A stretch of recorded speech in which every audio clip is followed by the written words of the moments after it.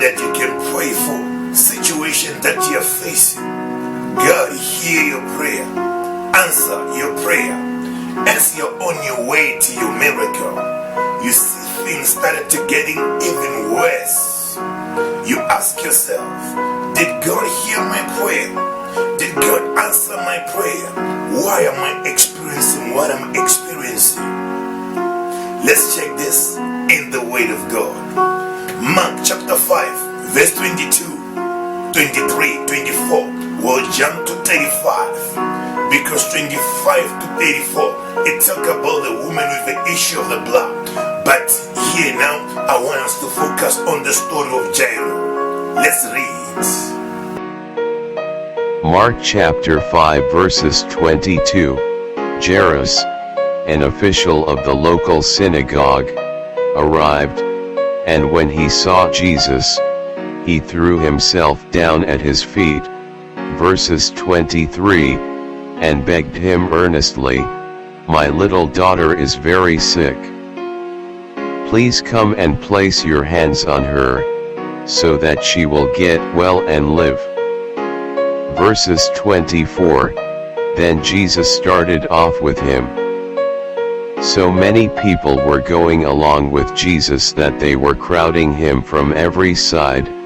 Verses 35, while Jesus was saying this, some messengers came from Jairus' house and told him, "Your daughter has died. Why bother the teacher any longer?"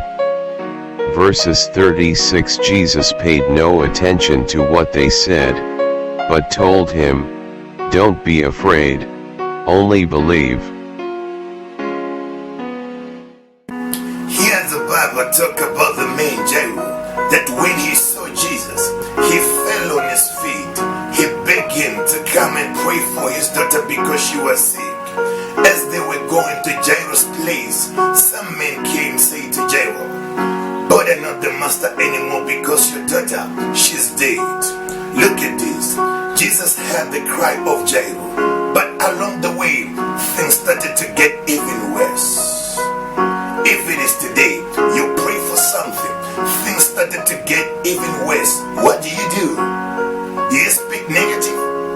Remember, death and life is in the power of your tongue. That is why the book of James chapter 1 verse 26 says, if you think you're religious, you don't control your tongue, you're deceiving yourself. You are a child of God. The word of God says, you are healed by the stripe of Jesus. You say the sickness is gonna destroy you. The word of God say no weapon formed against you shall prosper.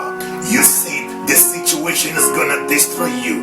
You are deceiving yourself because you're giving yourself a wrong image about yourself. You're giving yourself a wrong imagination about yourself. That is not what God is thinking of you. That is why the verse that we read, Jesus said, do not be afraid, only believe. Whatever that you're facing, do not be afraid, only believe.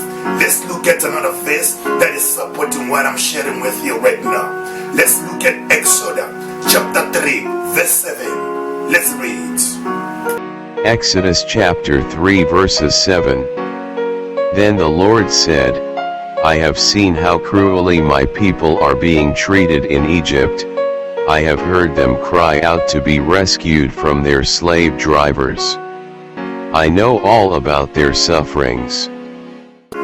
Here the Bible said, God heard the cry of the Israelites. But what happened after this?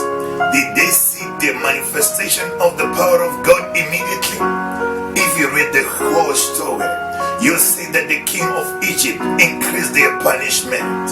God heard their cry, but things started to get even worse. Don't think that you're in a wrong track. When you pray for something, things started to get even worse. Just know that the challenges of this life, they're against your blessing, they're against your success. All you need to do is to be strong and courageous. Do not be afraid, only believe. Walk by faith, not by sight. See yourself out of that situation. See yourself in a place of your destiny, in the middle of that storm. See a day of your testimony. See a day restoration in the middle of that storm. Because the word of God says, be careful how you think. Your life is shaped by your thoughts. Start to speak to that situation. Say, it may look like you've destroyed me, but no weapon formed against me shall prosper. It may look that you have finished me, but I'm a more than conqueror. Say to that situation, bye-bye. Your time is over. Say to that sickness, bye-bye. Now your time is